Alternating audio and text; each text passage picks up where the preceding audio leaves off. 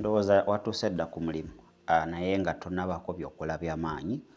Bino ebyawandiikibwa byetaaga biyinza okuyamba ate okusobola okuba ng'oyita mu lunaku olwaleero. Isaaya 6:22 agamba waati, when the right time comes, I the Lord will make it. Akaseera akatuufu wekanaaba katuuse, nze Mukama Katonda nja kikola. Lwandibanga olunaku olwaleero ke kaseerako ate akatuufu akubadde olindiridde.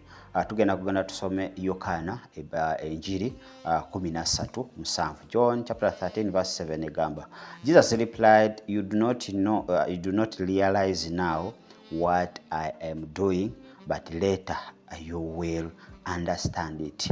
Atosa kitegeera saa zino kyenkola, naye mu maaso awo ogenda kubanga okola ki? Ogenda kubanga ate okitegeera.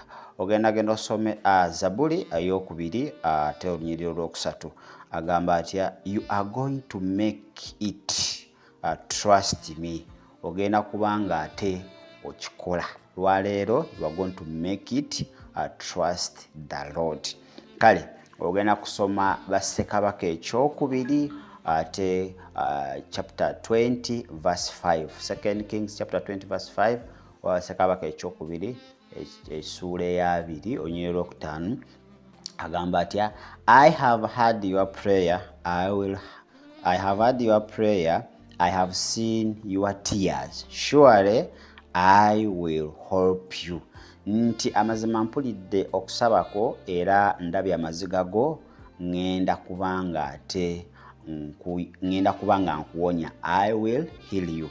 Kale tugende ate mu kyawandiikibwa ekirala, Matayo olunyiriri lwa 28 ate essuula eya 20 egamba etya, remember that I am always with you until the end time.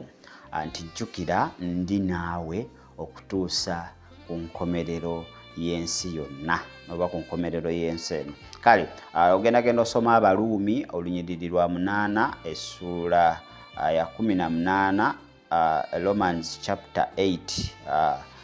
chapter 8 verse 18. Abaluumi essuula ya 8 olunyiriri lwa 18 agamba waati, the pain that you have been feeling cannot be compared to the joy that is coming.